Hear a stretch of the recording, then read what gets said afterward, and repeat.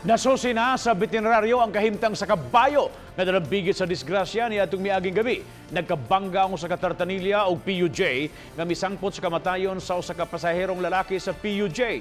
Si Nico Serino sa follow-up report.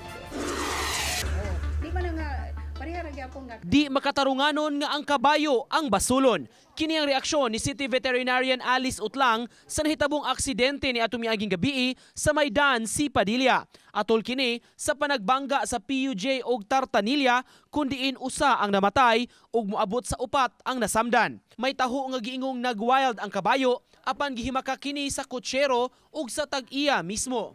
Base sa iyahang interview, ang multicab mooy gyud nakasala. Bali ni out siya sa iyang way, no?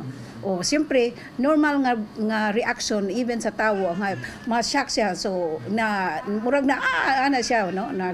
Ang kabayo pero wa gyud siya ni kamba kana bang musaka ang duha ka tiil. Na-check up na sa veterinarian sa DVMF ang kabayo didto sa iyang kwadra sa barangay Inayawan. Wala hinoy grabing samad nga nahiaguman. Matud pa, maayo ra ang kondisyon sa kabayo. Front nga right na leg niya mauray na igo. So moto nga pag-ato ni Dukbom kay medyo siyempre sakit, no, nabunog. Gitagaan na lang niya og kanang anti-inflammatory. Gipasalig sa DVMF, subsub ang ilang monitoring sa mga kabayo nga gigamit isip tartanilya dinhi sa syudad. Naorganisar na ang grupo nga nagnegosyo niini ug regular ang check-up nga gihimo sa mga kabayo.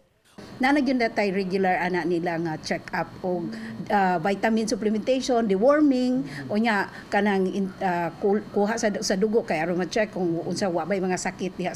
Mga kutsiro giseminar sad sila, no, unsay mga balaod bahin sa pag kanang magdala sa kabayo, unsay bunalan bang kabayo daghana, no. Uban ni June Solon, Nico Sereno, Balitang Bisdak.